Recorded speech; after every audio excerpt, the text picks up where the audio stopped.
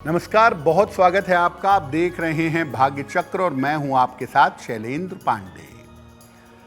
गणेश महोत्सव का पावन समय चल रहा है, तो आज हम बात करेंगे भगवान गणेश के महिमा की। भगवान गणेश के चित्र के प्रयोग से, उनकी मूर्ति के प्रयोग से आप अपने घर के वास्तु दोषों को कैसे दूर कर सकते हैं, आज इस विषय पर चर्चा करेंगे। हम आज आपको ये बता रहे हैं कि गणेश जी के चित्र के प्रयोग से और उनकी मूर्ति के प्रयोग से वास्तु दोष कैसे दूर कर सकते हैं। तो सबसे पहले ये जानते हैं कि गणेश जी और वास्तु का संबंध क्या है। देखिए, भगवान गणेश न केवल प्रथम पूज्य हैं, बल्कि विघ्न नाशक हैं और बुद्धि प्रदाता भी हैं। इनकी कृपा से घर के समस्त वास्तु दोषों का नाश हो जाता है। घर के मुख्य द्वार, पूजा स्थान, रसोई और कार्य स्थल के वास्तु दोष गणेश जी की मूर्ति लगाने से, रखने से नष्ट हो जाते हैं। आपको सिर्फ इस बात को जानना होगा कि आप मूर्ति लगाएंगे कैसे, मूर्ति का रंग क्या होगा, यानी इसका सटीक प्रयोग आपको जानना और समझना होगा। ज्योतिष शास्त्र में और वास्तु शास्त्र में भगवान गणेश की विभिन्न रंग की मूर्तियों का प्रयोग किया जाता है। इन रंगों की अलग अलग प्रतिमाएं घर में अलग अलग और विशेष स्थानों में लगाने से वास्तु दोष नष्ट होता है। यानी अगर आपके घर में कोई वास्तु दोष है, किसी स्थान में वास्तु दोष है, और उस स्थान को समझ करके अगर आप विशेष तरीके की भगवान गणेश की मूर्ति या चित्र लगाते हैं, तो वास्तु दोष समाप्त हो जाएगा। जब आप वास्तु के दोषों को दूर करने के लिए भगवान गणेश की मूर्ति या उनके चित्र की स्थापना करेंगे, तो इसके नियम क्या होंगे। देखिए, गणेश जी की बहुत सारी मूर्तियां अपने घर में न रखें।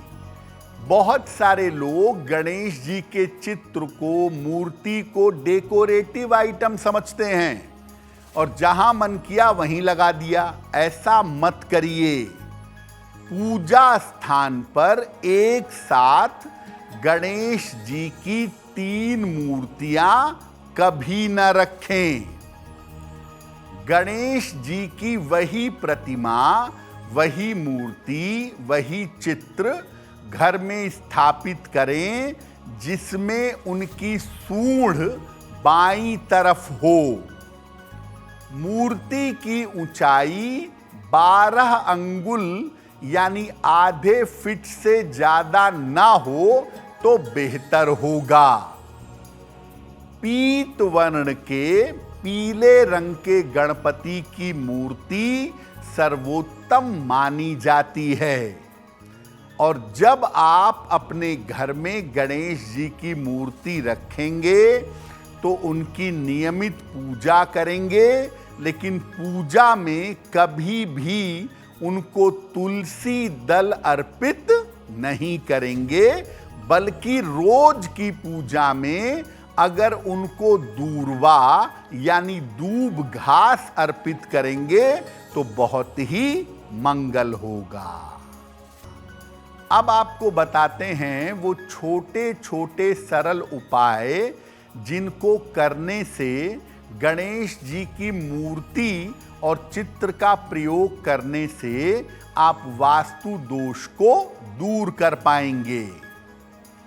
देखिए, बच्चों के पढ़ने की मेज पर या बच्चों के कमरे में पीले रंग के या हल्के हरे रंग की गणेश जी की मूर्ति लगाइए, बहुत अच्छा होगा उनकी एकाग्रता के लिए, उनकी शिक्षा के लिए। ढेर सारी गणेश जी की मूर्तियां इकट्ठा मत करिए, एक स्थान पर केवल एक ही मूर्ति रखिए और अपने बेडरूम में भगवान की मूर्ति बिल्कुल मत रखिए और गणेश जी की बिल्कुल मत रखिएगा। घर के मुख्य द्वार पर अंदर की तरफ ही गणेश जी की मूर्ति या उनका चित्र लगाएं, बाहर की तरफ कभी मत लगाइएगा। पूजा के स्थान पर पीले रंग के गणेश जी की मूर्ति लगाएं और रोज पूजा करें। मान लिया घर में आपने 3 जगह पर गणेश जी की मूर्ति या चित्र लगाया है, तो तीनों जगह दीपक और धूप बत्ती उनको दिखाइएगा और तीनों जगह जरा जरा सा दूर्वा या दूब उनको अर्पित करिएगा। घर में तमाम जगह गणेश जी की मूर्तियां लगा सकते हैं, लेकिन उससे बेहतर है कि जगह जगह ओम लिखकर लगाएं, या भगवान गणेश का स्वरूप माना जाता है स्वस्तिक। आप लाल या पीले रंग का स्वस्तिक उन स्थानों पर लगाएं जहां पर वास्तु दोष है और उसको साफ सुथरा रखें, निश्चित रूप से आपको लाभ होगा। अब आपको बताते हैं कि किस रंग की, किस तरह की गणेश जी की मूर्ति कहाँ लगानी चाहिए जिससे समस्याएं दूर हो जाएं।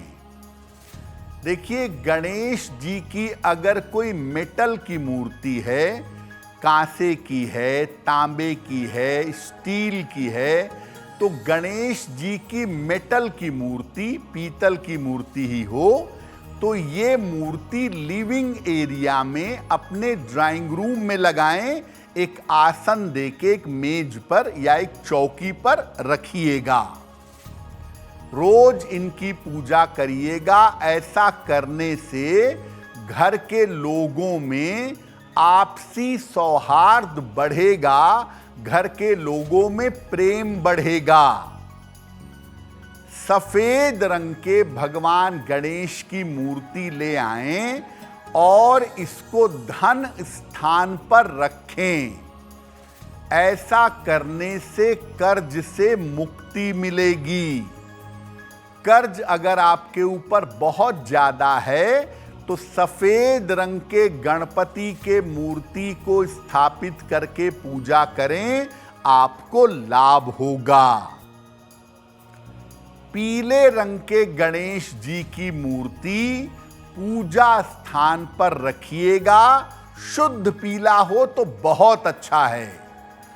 इसको रखने से हर तरह की विघ्न बाधाएं, पूरे घर वालों के जीवन की समस्याएं दूर होंगी। हरे रंग के गणेश जी की प्रतिमा, मूर्ति पढ़ने या काम के स्थान पे रखें। इससे शिक्षा और प्रतियोगिता के मामले में सफलता मिलेगी। अगर एक ही मूर्ति रखना चाहते हैं पूजा स्थान पर, तो पीले रंग के गणपति की मूर्ति स्थापित करना सर्वोत्तम होगा। अब वक्त हो गया है ऐसा क्यों जानने का। ऐसा क्यों में हम आपके मन और आपके जीवन की तमाम समस्याओं का सरल समाधान करने का प्रयास करते हैं।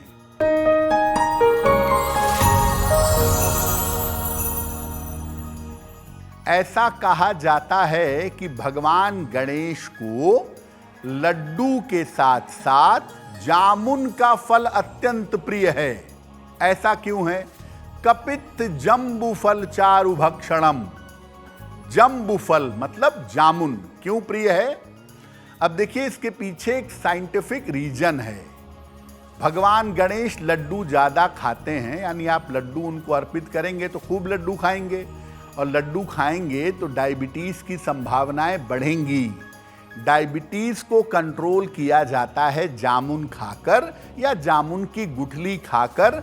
तो भगवान गणेश के इस श्लोक में इशारा किया गया है कि अगर आप लड्डू खाते हैं तो जामुन का फल आपके लिए खाना बहुत ज़रूरी है, क्योंकि इसको खाकर आप डायबिटीज़ की समस्या से बचे रहेंगे। इसी को इनडायरेक्टली कहा गया कि भगवान गणेश को मोदक लड्डू के अलावा जम्बू फल यानी जामुन का फल प्रिय है।